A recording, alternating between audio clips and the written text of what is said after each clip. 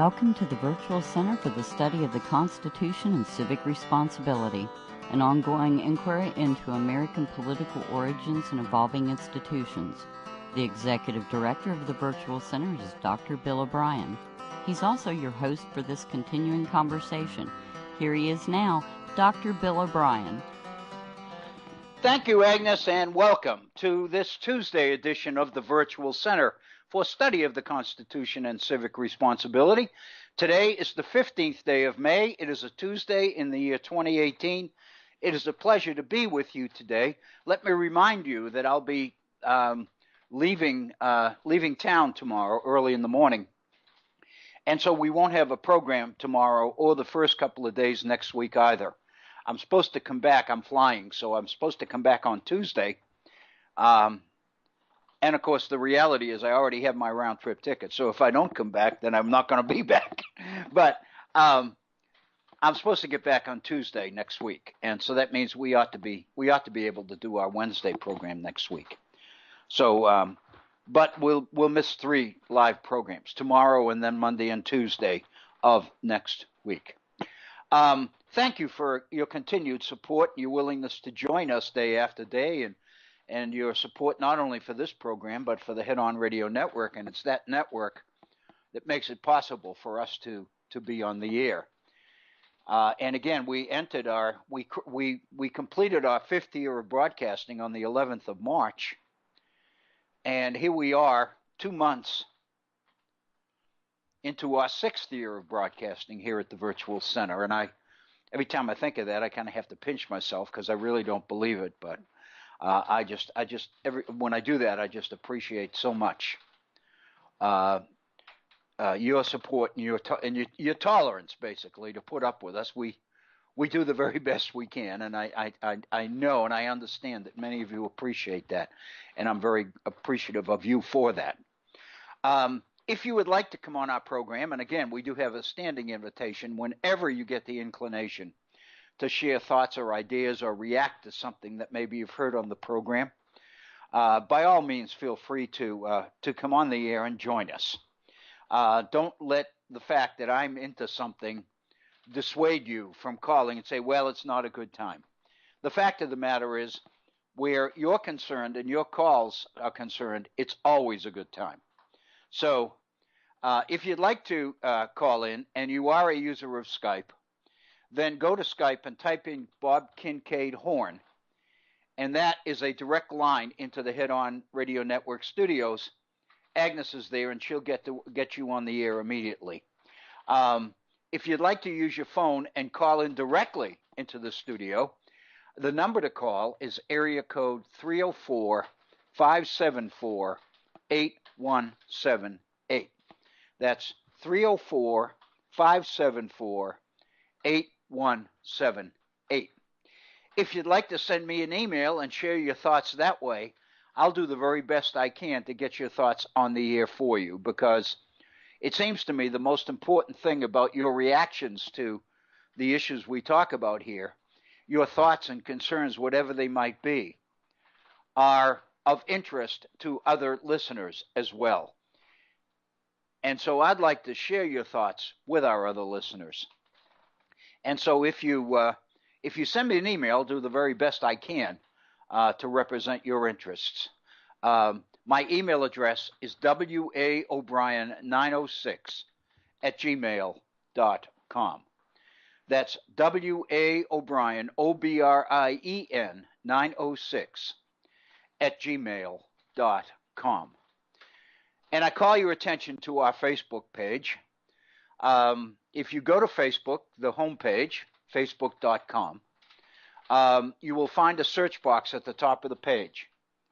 And if you type in the Virtual Center for Study of the Constitution, you will be onto our Facebook page. Now that the class that I was teaching is over, I used to put material on the Facebook page for students in the class, and I would flag those items by putting the course number, History 153, on it.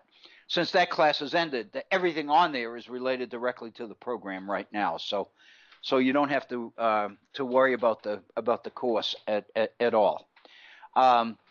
Just type into the search box the Virtual Center for Study of the Constitution. You'll be onto our Facebook page. I believe I haven't put anything on there yet. I'm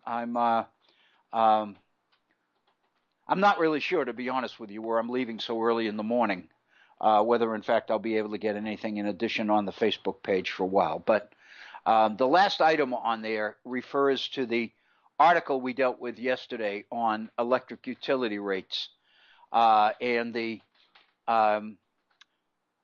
what I believe is duplicitous relationship between the state legislature, our elected representatives, and this Public Service Commission, which theoretically represents the best interests of the general public. And the fact of the matter is, and we talked about this yesterday, historically, this is a direct example or representation of the progressive movement, the creation of government agencies to represent or to deliver high-quality services to citizens. And so the idea of these regulatory agencies was so that government could regulate these agencies in the best interests of citizens. But as we talked about yesterday, because of the expertise necessary on many of these regulatory agencies, the logical next step is to select the members of these regulatory commissions from the industry being regulated. So as often as not, the industry being regulated is the source of the regulations. And so it stands to reason, naturally, that the degree of regulations is never too severe on the industry. But on the other hand, the whole idea of regulation is not to destroy the industry. It is to make sure that the industry behaves in ways which serve the public interest rather than its own private interest. And here in West Virginia, with the Public Service Commission yesterday, I was pointing out that with major campaign donations to key members of the legislature who serve on the appropriate committees dealing with electric utility rates, then these same legislators who are beholden to the industries which give them sizable campaign contributions, they are the ones who appoint, the governor appoints members of the Public Service Commission, but the commission itself reports directly to the legislature. So that, in effect, means that the regulations over big business are not necessarily too severe. And of course, I don't think anybody wants them to be severe. The idea being that if they go far enough to keep the public interest in the forefront, that's fine. That's what they're for. But too often, that indeed doesn't happen. And so that's the last posting that we have on our Facebook page, is the article that appeared in the day before yesterday in the Charleston Gazette here in West Virginia. And it's an article by an author named Autumn Long, who happens to be director of a solar energy group that obviously would like to find ways to make solar energy available to residents of West Virginia. But the legislature has passed legislation making that illegal. And so in a sense, citizens have no choice but to buy their power from one source, which effectively makes that source a monopoly provider. And so therefore, as rates continue to go up and the Public Service Commission continues to approve those rates, on paper, it looks like the commission that represents the best interest of the public is making a decision to allow the company to raise rates. But the fact of the matter is the rate increases are almost automatic. And it's pretty much become practice that the full amount required by the industry is never really granted by the Public Service Commission. There's always a significant percentage of it, 50%, 60%, 75%, something like that. And that, of course, gives the Public Service Commission some comeback in case citizens begin to complain that it looks like the commission is in the pocket of the industry. But the fact of the matter is the industry knows very well then that if that's going to happen, then what you do is you request more money than you really expect to get. or than you need, and you get half of it, and then what you do is come back a couple of years later with another rate increase request and get the rest of it. So again, the effectiveness of the regulation is in serious question, and I think that's what Autumn Long's major thesis in her article was. I mentioned at the end of the program yesterday that we would be going back to the issue of higher education, and specifically the interest of big money in higher education. And I do want to mention it, but at the same time, there were a couple of, I mentioned that was all pending on issues that might occur between yesterday and now. And indeed, there are a couple of things that I want to bring to your attention. I don't know that they'll take the entire program, but it seems to me that they are significant enough that it would be remiss on my part if I didn't at least call them to your attention. So I'd like to begin today's program with those particular issues. But again, in order to create a context for the higher education issue on the assumption that we will get to it, you can remember that last Wednesday, a week ago, we dealt with this issue of higher education, and you'll recall that in the week previous to that, we had been focusing principally on Gordon Lafer's book, The 1% Solution, talking about the extent of which there seems to be a campaign among corporate interests to dumb down K through 12 education in this country in order to basically lower expectations as to what school can potentially lead to. The thinking is that Americans have, throughout the nation's history, have had such faith in the education system as being the major ladder, the major vehicle that effectively permits or makes possible social mobility in this society. And so basically the issue of, I apologize for the phone in the background, the issue of social mobility in this society and the whole idea of the American dream has been a major facet in American society. It's one of the major justifications for the idea of the free enterprise system and the emphasis on individual freedom and opportunity.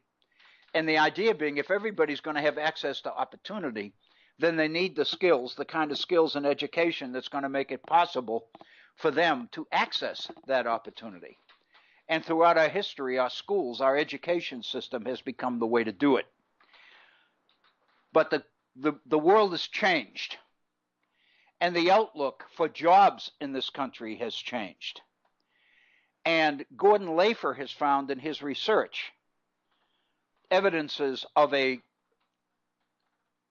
massive corporate campaign to try to reduce expectations among the general population as to what education can deliver to them.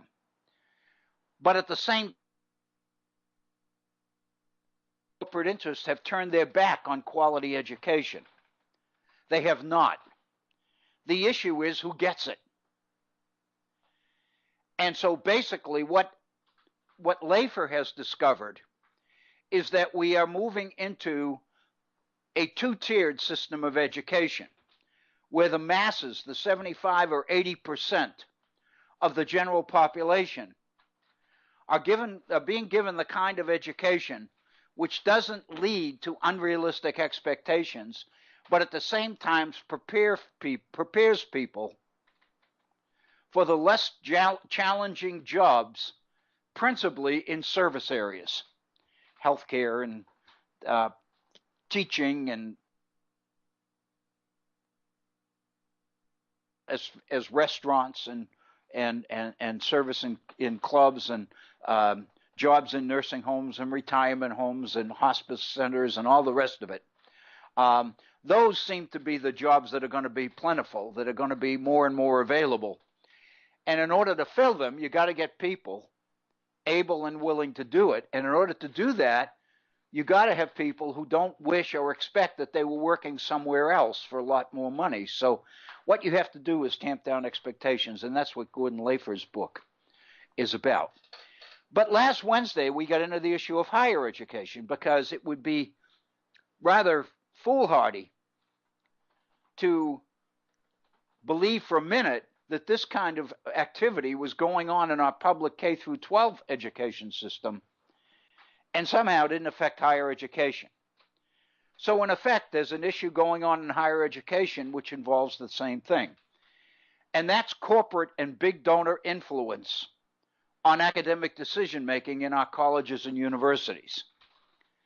And I want to make the point that while we keep using the Kochs, and one of the reasons we do that is because there's so much information available on them, because A, they are so influential, and B, they are so visible, that people naturally, when they talk about big money's influence anywhere, the first name that pops into their heads is Koch Industry or the Koch Foundation.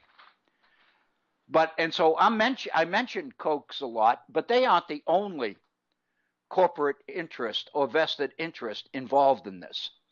But the fact of the matter is, for the last 10 years or so, Koch Industries, the Koch Foundation, has been very, very interested in affecting higher education and having an impact.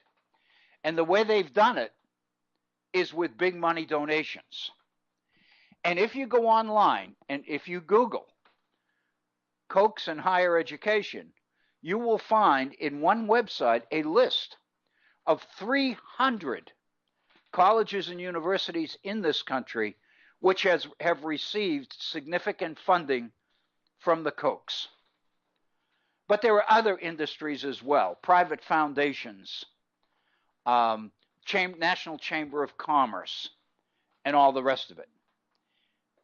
And the point that I was trying to make at the end of yesterday's program is the relationship or the connection between two contradictory situations in this country which are meshing, coming together in a way which is not healthy for higher education.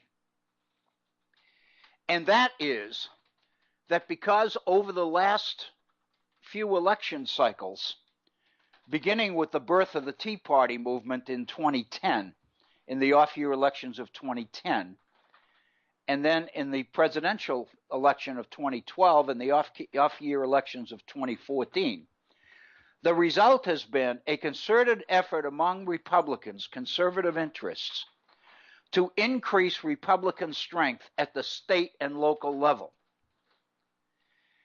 And what this has resolved in is that today, Republicans control the legislatures in, I believe, 29 of our 55 states.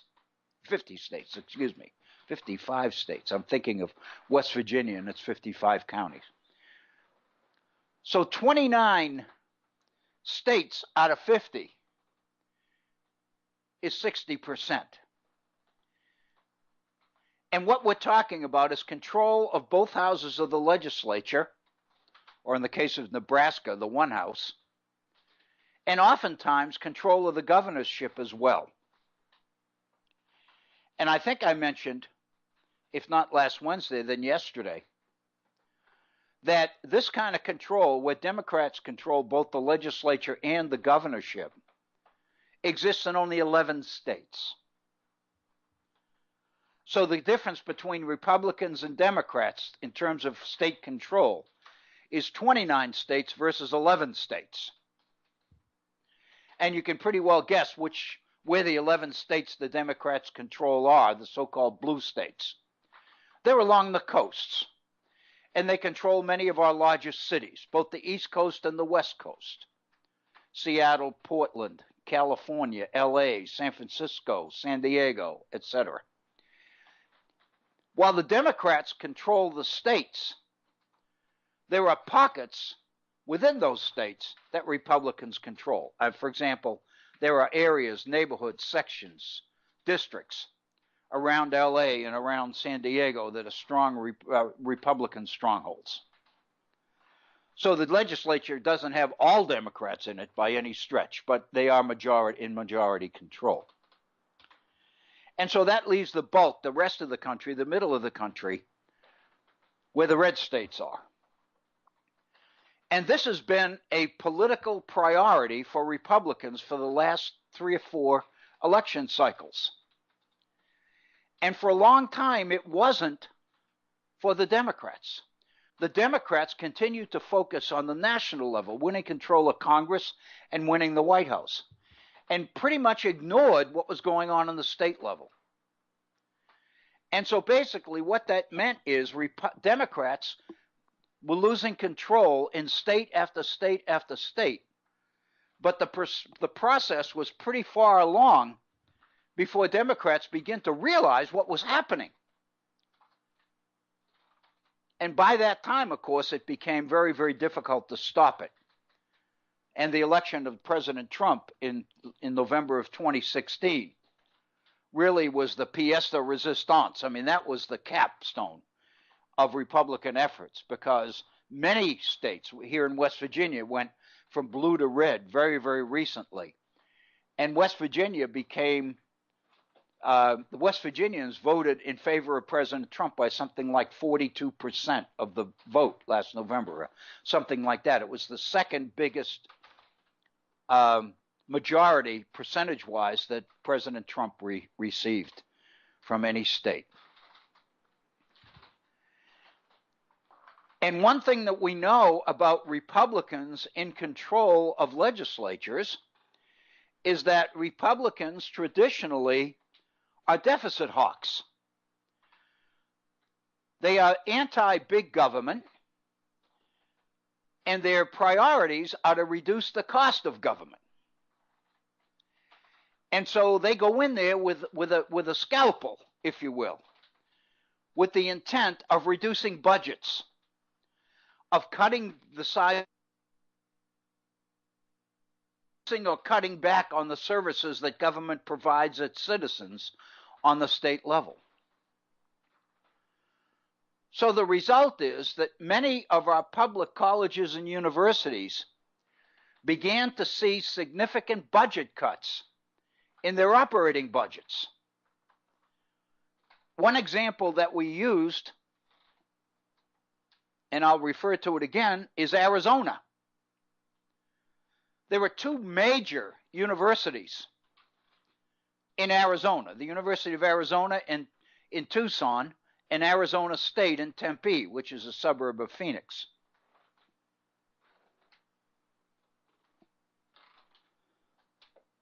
The last legislative session in Arizona, the legislature cut the higher education budget for public institutions by $390 million.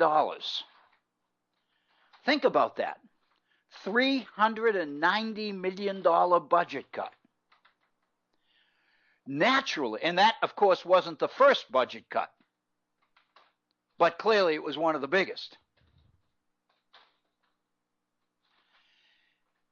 And put yourself in the positions of a higher education institution, of a governing board, or of a president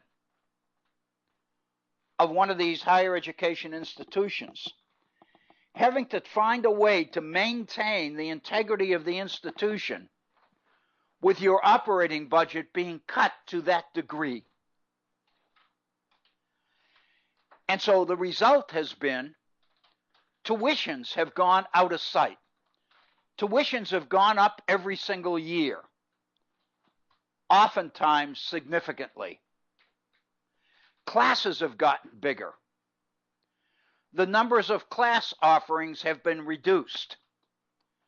So what you're doing is not offering as many classes and increasing the size of the classes that do run, that are operating. That allows you to pare down staff. And while higher education has a tradition of academic tenure, and that issue has garnered a lot of controversy and conversation over the years, the idea that after you are at an institution for a certain number of years, you are evaluated, you can apply for and be evaluated for tenure. And what that means is if you receive tenure, that means that you can't be terminated. You can't be terminated for any reason other than malfeasance in office or something, some crime. So once you have a large number of tenured faculty members, senior faculty members, and researchers in your institution, most of these established professorships are pretty much locked in. You can't abolish them. But most legislatures have covered that by coming up with an economic term called fiscal exigency.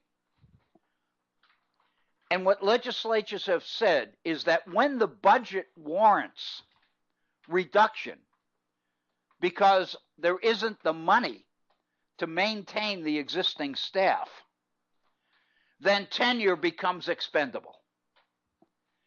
When it becomes necessary for economic reasons to terminate a program, you can do that even if there are tenured professors in that program. But financial exigency, in many cases, is the only way, other than crime, that you can get rid of a faculty member with tenure. But because this is a fiscal issue, these budget reductions or budget cuts, tenured faculty find themselves not immune either from the X. So that means that higher education institutions have been left scurrying for funds. They've had to raise tuitions appreciably, which has had an impact on the students that can go to college and the ones who can't. And what we have seen is a very dangerous trend in our society, in that a larger and larger proportion of those students who are in college come from the more well-to-do families who can afford the increased tuition. But increasingly, those from working class and lower middle class families who had to struggle to meet tuition levels before find it impossible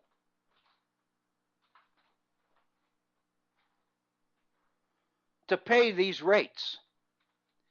And when you combine that with conversation and articles coming out in major publications, not only academic publications, but popular magazines like People magazine and the Atlantic Monthly and Harper's and the New Yorker and many of these, major articles raising questions about whether college is worth the money or not, then the combination of all of these things together is reducing the number of people from working class families who are willing to go into debt to get a college education for their young people, especially when you doubt whether it's worth it and whether it's going to pay off. We looked at an article not too long ago here at the Virtual Center, which talked about the number of well-paying, benefit-carrying jobs in the trades: plumbers, electricians, carpenters, etc. The number of jobs in some major areas, the Northwest, Seattle, Portland was, it seems to me, the place where most of the research was coming from, where these jobs were going begging because so many of our young people had been raised and had it drummed into their heads by parents that if you don't get a 4-year bachelor's degree, then your outlook for success in this life is limited. And so the result is many people have been going to college who really had no idea what they wanted to do with their lives. And the result is they tend to slide into programs that even if they do finish and get a degree, they end up getting a degree in areas where they find it more and more difficult to get jobs. Whereas jobs paying $50,000 and $60,000 a year in the trades can't find anybody to fill them. And so the emphasis increasingly from the top down is on the idea of rethinking what constitutes success in this society. Translation, this is higher education's definition or version of tamping down expectations in K through 12. Not only are expectations in public schools, public education being questioned, but also the cost and rigor of a college education is in serious question. And I don't have the data to prove that all of this is part of a concerted effort by the same forces that Gordon Lafer found to be active in K through 12 education. But the similarity is so striking as to remain suspicious. It seems to me that if one did the research, one could probably come up with significant evidence to show that the campaign questioning the validity of higher education is being orchestrated and funded by the same people who are doing the same thing at the public school level. That's the situation higher education finds itself in today's political economic world. Enter the Kochs and other organizations and foundations that are willing to make major donations to higher education institutions who find themselves in desperate straits financially. These institutions will do anything to get their hands on these kinds of multi-million-dollar gifts, donations. And it stands to reason that if an organization or a foundation does make a significant gift like this, it comes with strings attached. It is naive to believe that the renowned idea of academic freedom and independence of the academy is able to maintain itself in the face of the desperate financial situation that many of these institutions find themselves in. To believe that the traditional idea of academic freedom hasn't been affected is naive. The fact of the matter is, institutions, in order to get their hands on this money under the circumstances, will almost do anything to make sure they get the money. And so the result is, and this is specifically the Kochs, the Kochs offered George Mason University $10 million to go into the new law school, but the $10 million is contingent on renaming the law school for Antonin Scalia. Not only that, but the evidence indicates, and the reason there's evidence is because a student group at George Mason sued for the relevant documents under the Freedom of Information Act, and those documents have just been made public.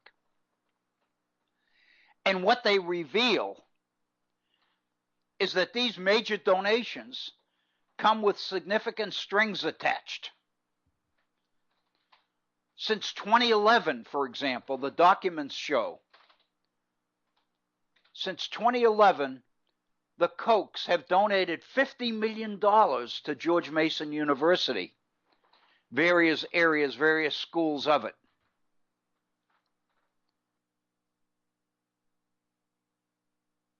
Than just the law school. Turns out that George Mason University received $30 million in association with the renaming of the law school. 20 million of it from an anonymous donor, but once the documents became published, the donor wasn't anonymous anymore. It was the Federalist Society, which is a national organization of conservative attorneys. And this group donated $20 million to George Mason University, contingent on the idea of renaming the law school after Antonin Scalia. So that, with the $10 million from the Kochs, is $30 million. It stands to reason that George Mason University would do anything to not lose that money. Is that there was more involved than just renaming the law school. Turns out that there was significant influence in hiring of faculty associated with this. Over the years, since 2011, the Kochs have donated $50 million to George Mason University. And what that has meant over the years is that George Mason University's faculty and reputation has moved significantly in a right conservative direction. I was saying right wing, but that implies extreme, and I'm not necessarily saying that these professors are extreme, but they are clearly conservative. They are being hired for their credentials, but not in the caliber of the credentials as much as the direction of the credentials. Faculty who teach and believe in free enterprise, who believe in an unregulated market, who believe in small government, who believe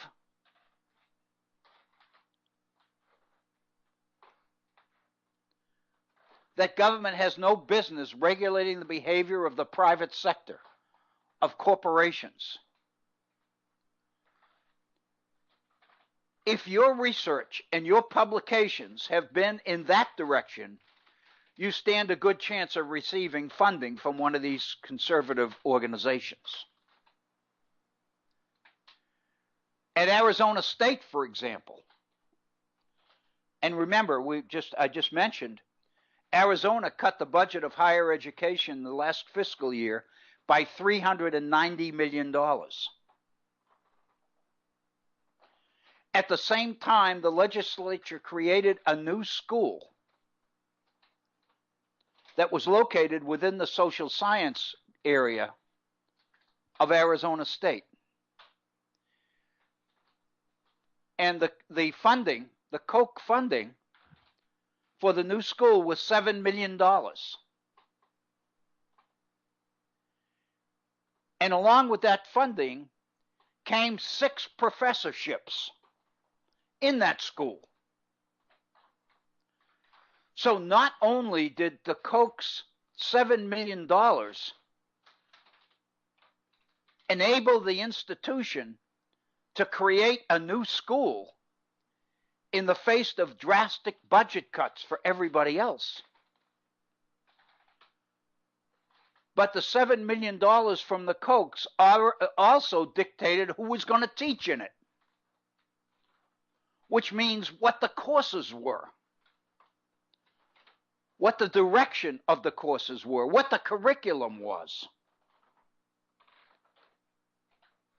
In a sense, then, big money is taking over what happens in the classrooms of our public colleges and universities throughout the nation. That's what's going on. Historically, I'm getting deeper into this than I intended, but that's okay. Historically, I did a paper one time on this, because at the time I thought it was astounding. Now it's almost insignificant. I was looking at the increase in community college education in this country, the expanse, the growth of community college education. And I was aware of all the rationale, all the arguments in favor of it. And of course, the major idea was you don't need a 4-year bachelor's degree. You can go to a community college and get specific career-focused training in a particular area, not spend nearly as much on tuition, not devote as much time to it as you do to a 4-year bachelor's degree, and move into well-paying jobs as a result. Well, what I found in doing some research was that the major driver of community colleges in this country was big business. National Chamber of Commerce, National Association of Manufacturers, and organizations like that. So naturally, that raises a question. What do these organizations, these pro-business institutions, gain from an explosion of community colleges in the country? And the answer is pretty obvious. Control of curriculum.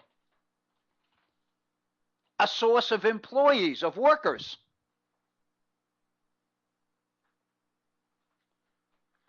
People with skills. So the question that stands out in your mind is, why did we need community colleges to do this? Why couldn't our 4-year colleges and universities do this? Well, research and looking at the history answers that question. Colleges and universities historically have been determined to maintain their independence, buying into the ethic, the idea, the principle, the philosophy of academic freedom. The idea that if you take money from a private donor, that money can't come with strings attached. The donor has to be convinced that the integrity of the institution demands that even though you gave the money, you have no influence in what happens within the institution in terms of who the faculty teaching there is, in terms of what the curriculum is, in terms of what programs there are, what courses are offered. That's for the professional faculty to decide. So therefore, higher education historically has been very, very careful to make sure that when it receives a private gift, it doesn't come with strings attached. That's why so many colleges for donations.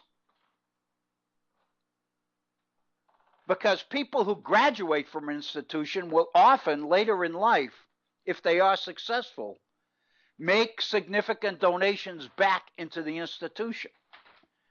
And by definition, that doesn't come with strings attached, because these people are already connected to the institution, to the university or the college. But business, corporations, National Chamber of Commerce, National Association of Manufacturers, they are looking for an opportunity to buy influence. They're looking for an opportunity to shape curriculum, to dictate what the courses contain, to have some say in what students learn.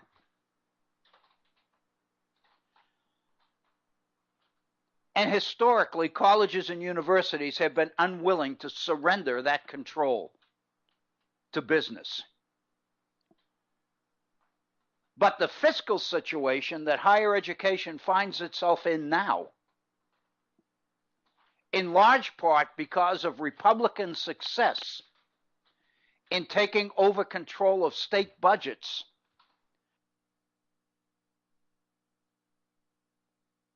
to reducing budgets, to cutting budgets, has put colleges and universities into dire straits.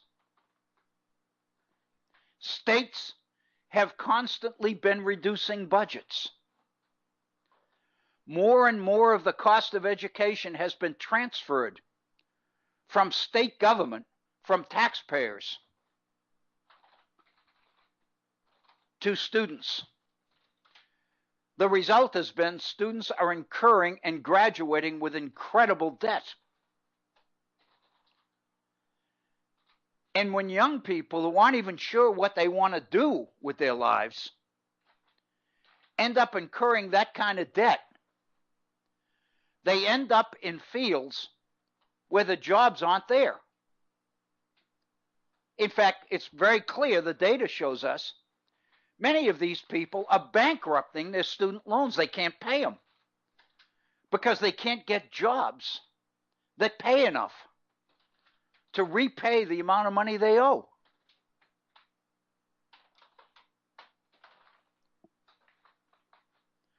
I went online to George Mason University and looked at the law school, because what I wanted to find in preparation for today was what it costs to go to now the Antonin Scalia School of Law at George Mason. And on the website for the law school, the advertisement is that this is one of the best bargains in law schools, in legal education in the country. Tuition per year is $49,000.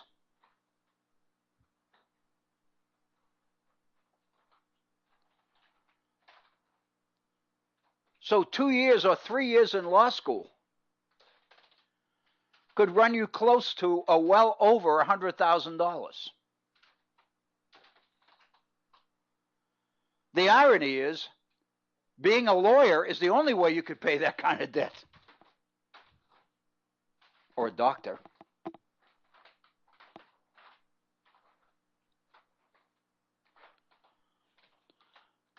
So the question is, and what history shows us,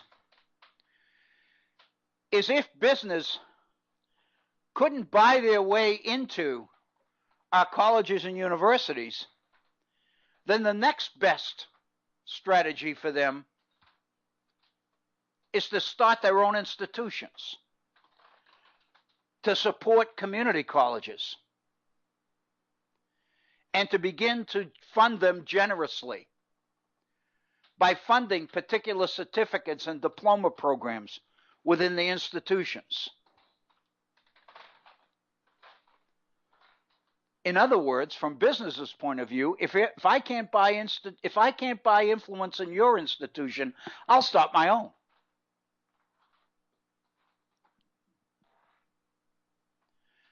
And part of the sales job, part of the way you get students to go to these new community colleges, is to challenge the integrity and the validity of the four-year colleges. Whether in fact it's worth it, whether the debt you will incur is worth it. And so a combination of all of these things have created what I believe, as somebody who spent my professional life in higher education, as a very dangerous situation. Because literally the integrity and the tradition of high quality education in this country is in jeopardy. At least for the masses, for the majority of the people. The idea of college, a college degree, a college education, being the major vehicle in social mobility in this country is gone.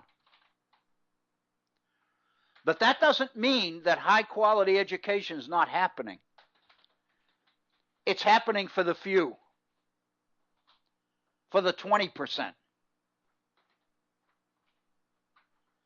And that's important to recognize.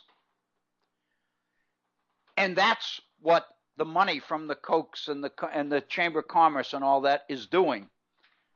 That's why the Coke Industries is giving money to better than 300 colleges and universities in this country. Big ones: Florida State, Wake Forest, University of Utah, Arizona State, George Mason, and on and on and on. And while I'm at it, let me mention the one that comes close to my heart here, the University of West Virginia. It wasn't all that many years ago that a major donation to the School of Business and Economics at WVU was made. I don't know what strings that money came with. I don't know what the university had to do to get that money or agreed. And I'm not implying anything. But I can share with you a quote. This is not about West Virginia.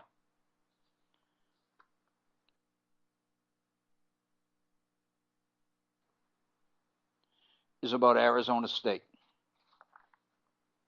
If you'll give me a minute.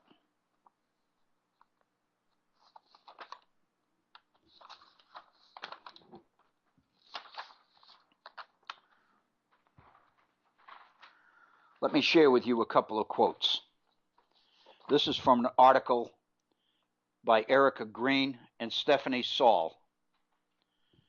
And the title of the article, this is dated May 5th. So it's 9 days ago. What Charles Koch and other donors to George Mason University got for their money.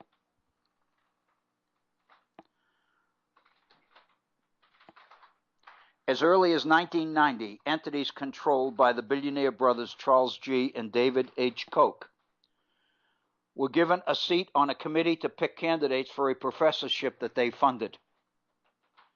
The records show. Similar arrangements that continued through 2009 gave donors decision-making roles in selecting candidates for key economics appointments at the Mercatus Center, a Koch-funded think tank on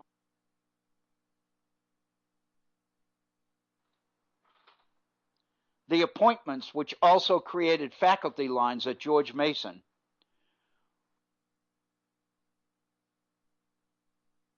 unconstrained free markets.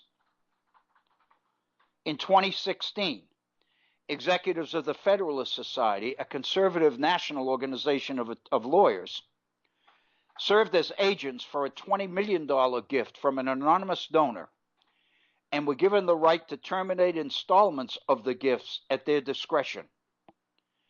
Emails disclosed by the university show that Federalist Society officials were also involved in hiring discussions and even suggested a student for admission.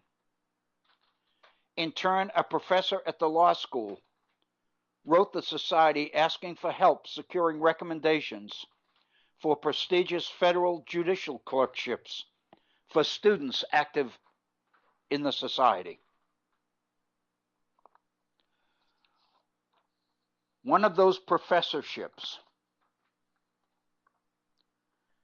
at Arizona State University in 2014, in a position funded by Koch Foundation, went to a new professor dedicated to teaching the history of capitalism. His name, Matthew Garcia. He is now at Dartmouth. Matthew Garcia said that when he got the job at Arizona State, he was grateful for it, and he was convinced that his appointment was a result of a normal hiring procedure. In other words, the influence of the donor didn't have any effect on his appointment. However, he said, his appointment was anything but normal. A university dean told him, quote, Arizona State University will never hire anyone that Koch doesn't approve, unquote. Arizona State University will never hire anyone that Koch doesn't approve.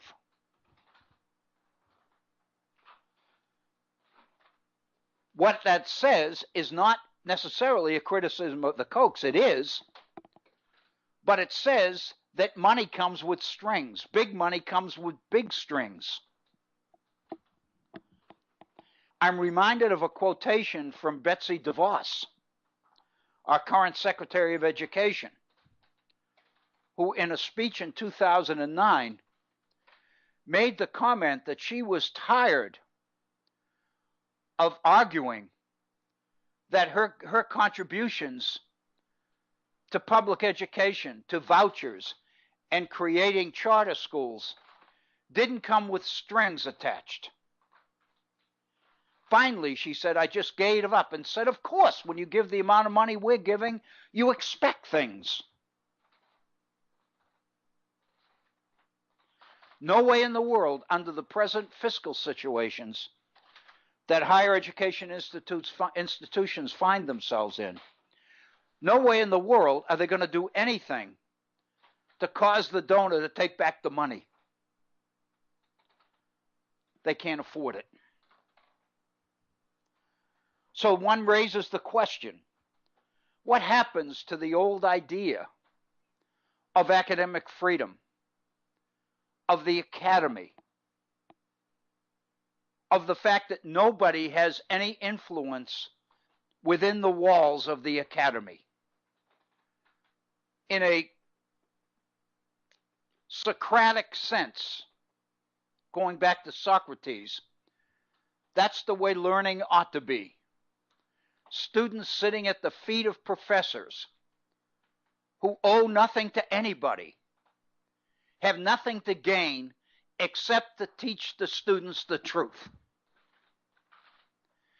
And the assumption is, when you start letting outside forces influence what you teach or what you don't teach, you are raising serious issues with the truth.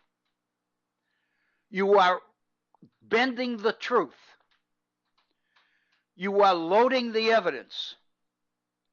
You are stacking the facts in favor of a particular interest and against another interest, even if you might feel that it violates your professional responsibility as a professional educator. You can't afford to do anything else. Let's be honest. When the tobacco industry went out and began to offer big money and big research grants to scientists, provided they were able to produce results that enabled them to counter the attacks against tobacco that traditional science was making, or when ExxonMobil and Chevron and some of the other major oil companies began to hire their own scientists to produce their own science to counter the evidence against the damage to the environment, to climate, being done by the burning of fossil fuels. What it indicates is that higher education can be bought if the price is right. And when you get to organizations like the Kochs, price is never an issue.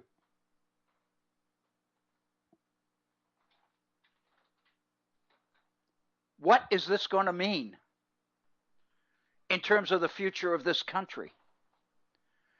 In terms of social mobility in this country?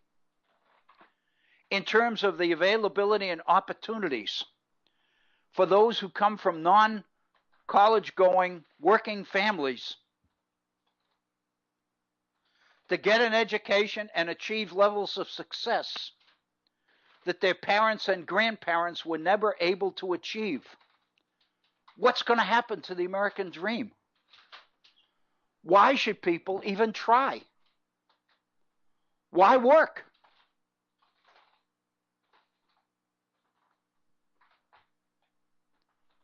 That's what's going on here. I think it's extremely dangerous. And when you put it together with the research that Gordon Lafer has done, and you begin to look at other corroborating research, which indicates that there's a payoff to dumbing down education.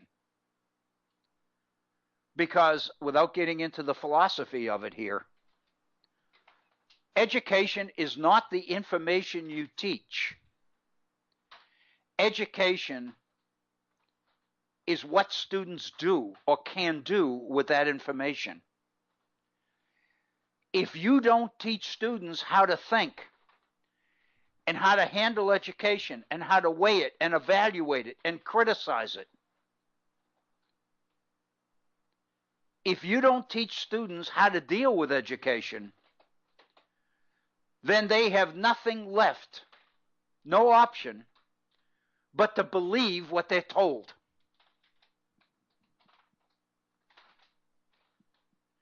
Education ceases to be education and becomes training. If you taught the same thing often enough, over and over and over again, you'll believe it.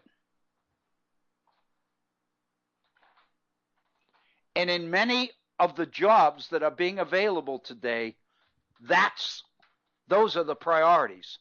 Those are the skills you want from employees. You don't want employees who can think or question or challenge decisions being made from above. You want people who'll do it and not ask questions. And what we're getting up and down the line, public education as well as higher education, is a conservative move and a concerted move in that direction.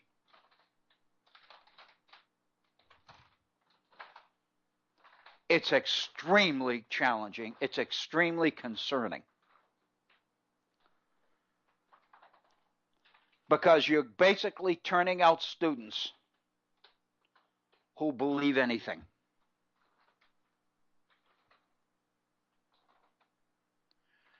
And I think all we need to do is look at Fox News and what's coming out of that station.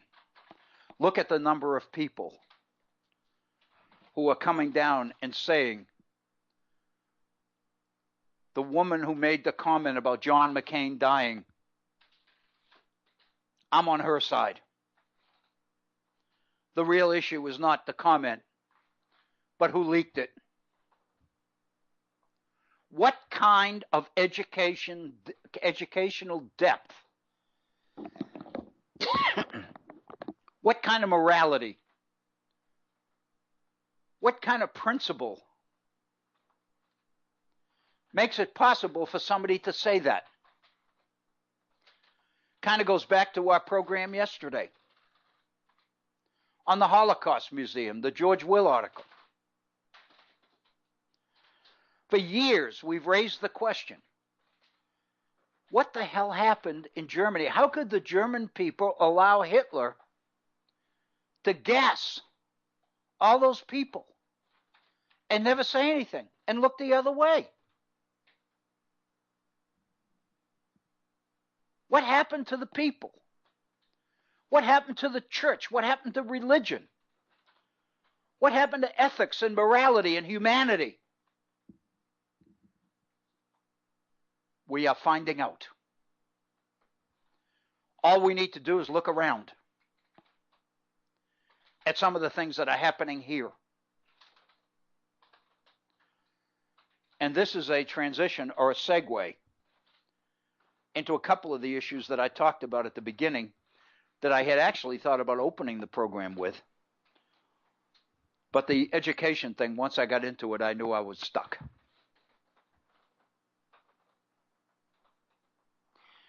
Yesterday, as you know, there was bloodshed in Gaza. The opening of the American embassy in Jerusalem was accompanied 50 miles away in Gaza by slaughter.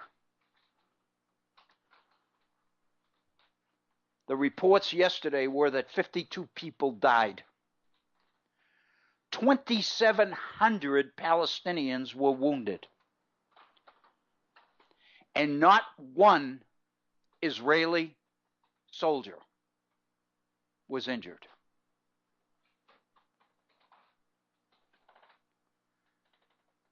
As of this morning, the number of dead went from 52 to 61. The number of wounded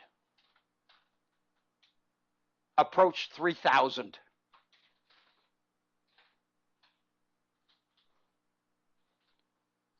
This is not a war. This is a slaughter.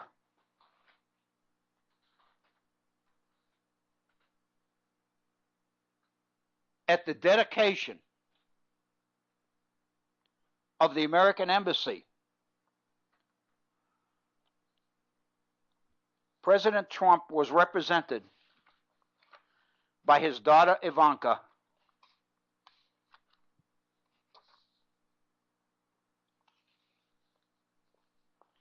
and son-in-law Jared Kushner.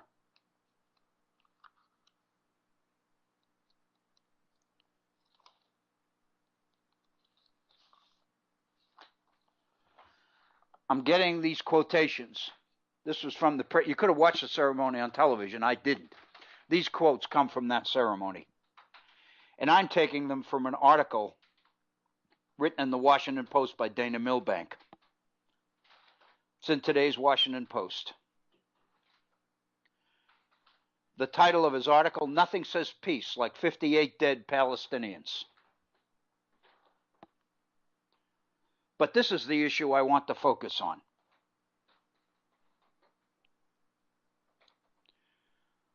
While this slaughter was going on 50 miles away in Jerusalem, the dedication of the American embassy was going on. The Deputy Secretary of State, John Sullivan, spoke at the dedication and said the following: moving the U.S. Embassy is a step toward advancing peace, unquote. President Trump, in a video message, pledged his commitment to a lasting peace agreement. Jared Kushner said, peace is within our reach. Israeli Prime Minister Benjamin Netanyahu declared, this is a great day for peace.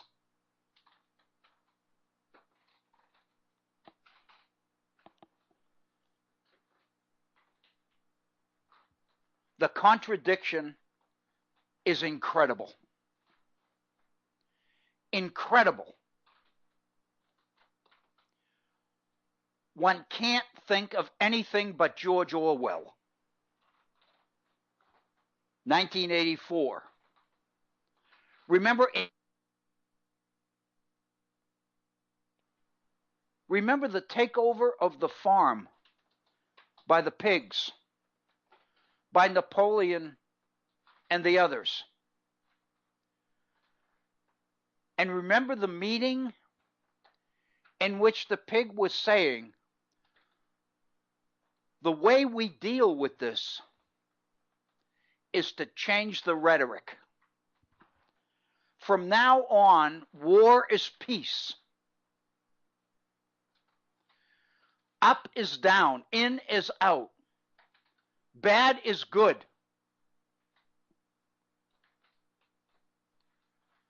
We saw George Orwell on display yesterday.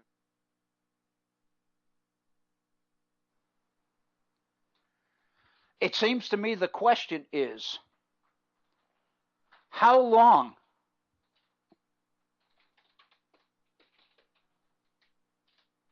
are citizens going to continue to believe this and find ways, if they really put their thinking caps on, you can find ways to justify this. You can find ways to convince yourself that the causes of the bloodshed yesterday who shot them or gassed them, the source of violence were the protesters. Go back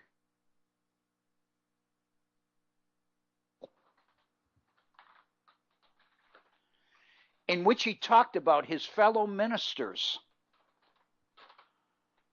who criticized him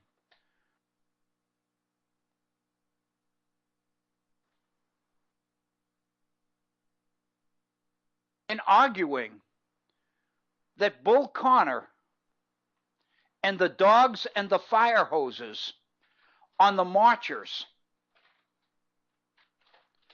were legitimate efforts to preserve peace in the face of violence being committed by the protesters.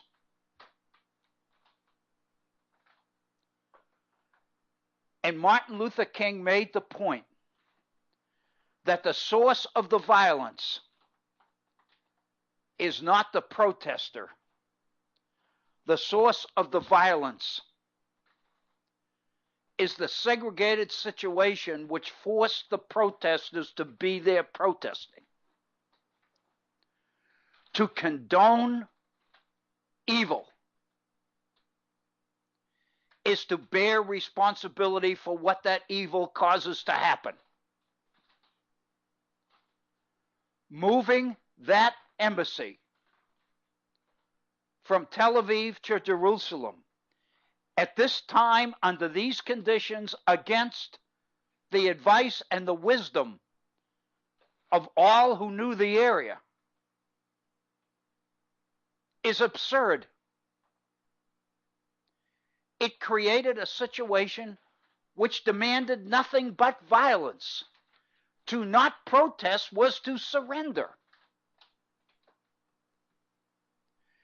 And then, when you do protest, you become the source of the violence. And any death or injury that occurs is your fault, not their fault.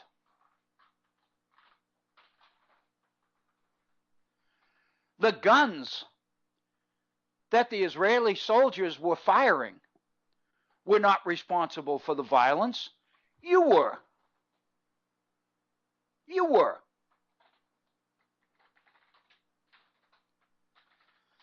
And then to have Jared and Ivanka and all the rest of these people and President Trump and Benjamin Netanyahu stand up and call it peace?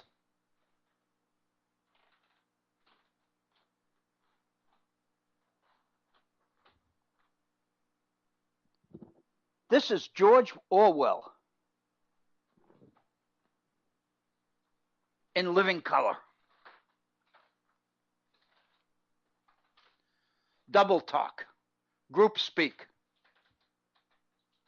group think. Say it often enough, and people will believe it.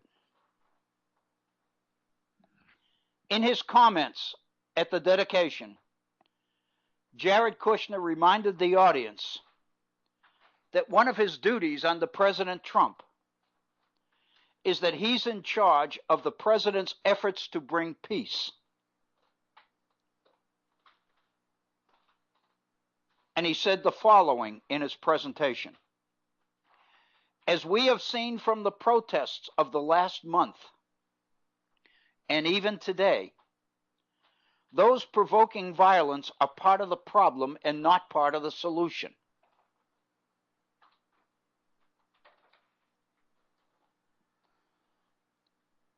In order to become part of the solution, the Palestinians would have to surrender.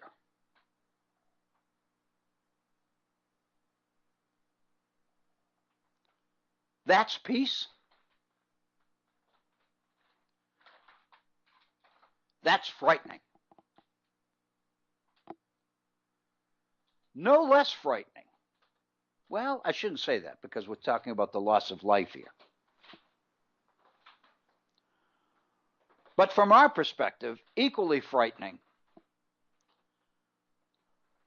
is the comment about John McCain's impending death. And even though he has committed to voting against Gina Haspel's appointment as director of the CIA,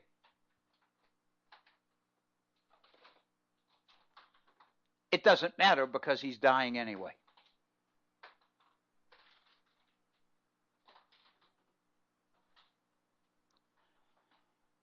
In this society, we don't say that about anybody, even our enemies.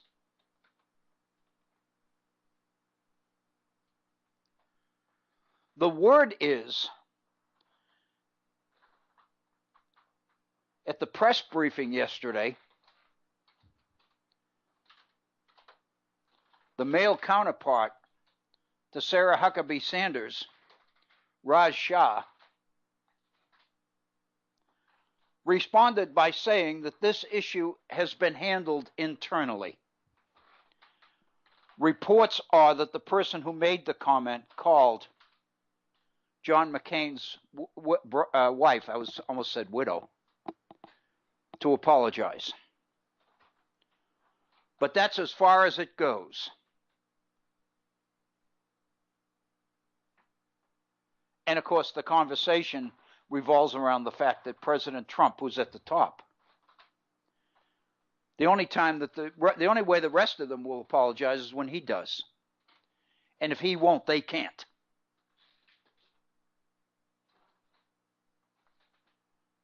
That's the new definition of peace.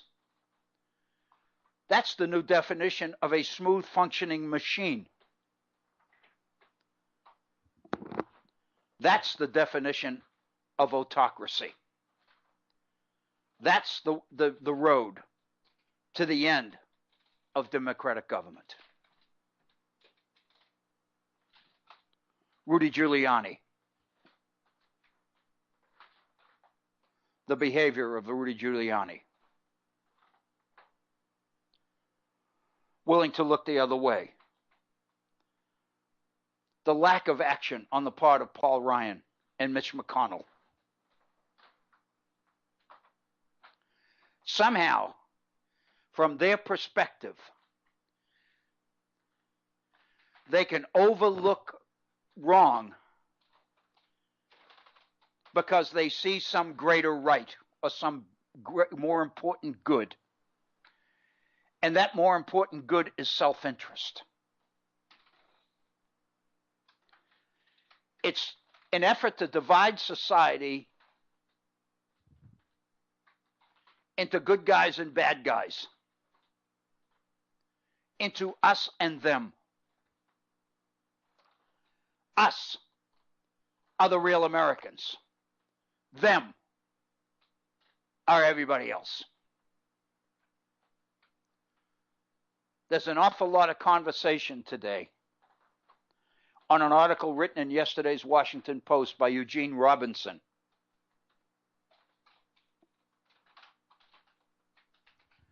About what constitutes a real American. And the administration's concerted attack on the media, concerted attack on the establishment, on the elite. The implication is we are the real Americans. They are the elite. They are the establishment. They are the enemy.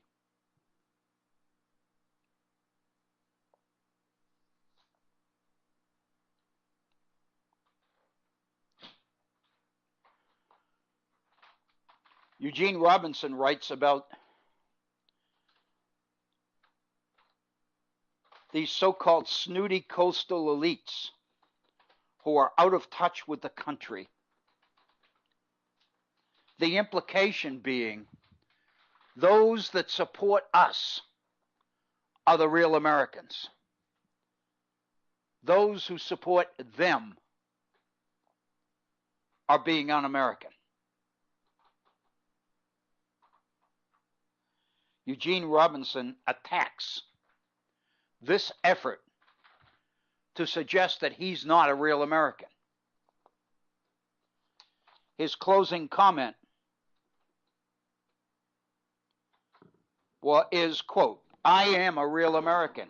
Deal with it."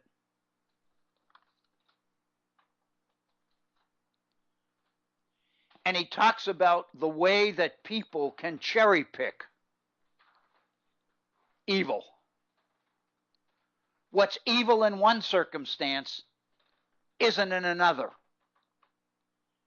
And he can't understand it. His example, the media correspondence dinner that was held in Washington a couple of weeks ago that President Trump, if you remember, didn't attend. He went to Washington, Michigan instead and led a rally there. The point he makes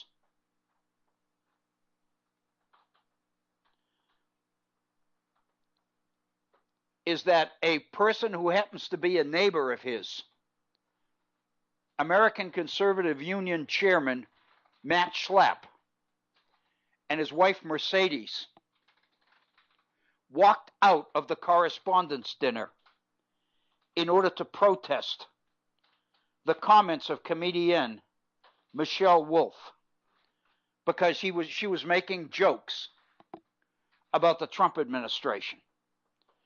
And in protest, they stood up and walked out, Robinson tells us. Later that evening, Mrs. Schlapp, Mercedes, got on Twitter and made the following comment. "It's why America hates the out-of-touch leftist media elite," she said on Twitter. Robinson points out, she said it while she and her husband were in a limousine on their way to the after party thrown each year by NBC. They walked out of the correspondence dinner, but they sure as hell attended the after dinner party held by NBC. Robinson says, and I think this paragraph is important, "I know the Schlapps. They're nice people when they aren't engaged in demagoguery. They live in the Washington area as I do. They recently purchased a $3 million home, as I certainly didn't. Both have advanced college degrees. Matt Schlapp was a top lobbyist for Koch Industries before taking over at the American Conservative Union. The couple also founded their own public relations and lobbying firm. How are they anything but elite? Yet at the same time, Mrs. Schlapp is attacking these coastal elites. This is why America hates the out-of-touch leftist media elite, she says, from her limousine. Why, Robinson asks, are they any more qualified to speak for real Americans than the journalists that they are attacking?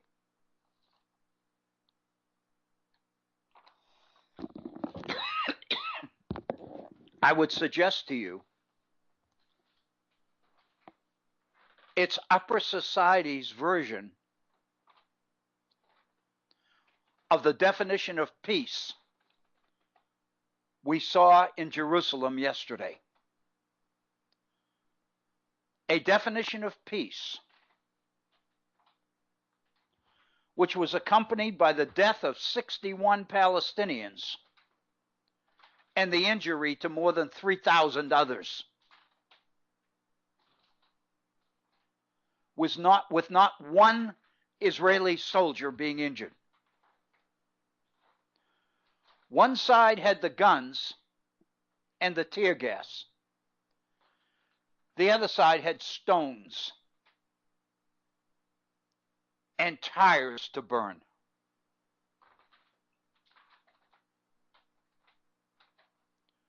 Woodrow Wilson justified America's entry into World War I by claiming that we were being neutral in helping the Allies, because the German war machine was so powerful and so productive that the Allies would be at a distinct disadvantage without our assistance. So under his perverted definition of neutrality, we entered the war on the side of the Allies. In Wilson's thinking, to even up the two sides so it would be a fair fight.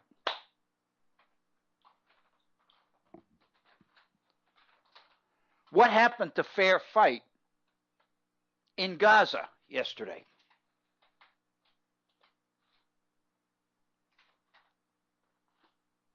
How can Benjamin Netanyahu claim that yesterday was the beginning of peace in the Middle East?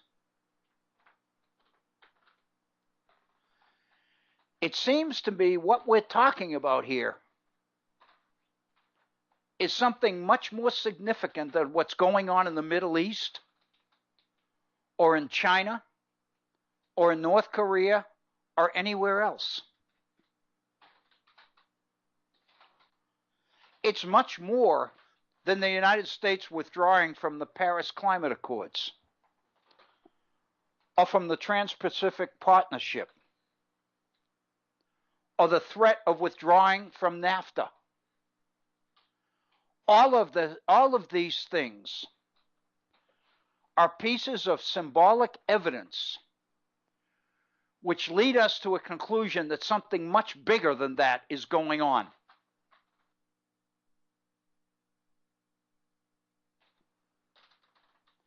Is the intended destruction of everything that led this nation through its long, at times difficult, history. Opportunity, freedom, democracy as we've known it, as all of us were raised to believe in it, are under attack. Can't be done? Not possible, you say? If you can applaud at a ceremony to open the American embassy in Jerusalem while slaughter is occurring 50 miles away, and you acknowledge the slaughter, and for it you blame the people who are being slaughtered, and call it peace,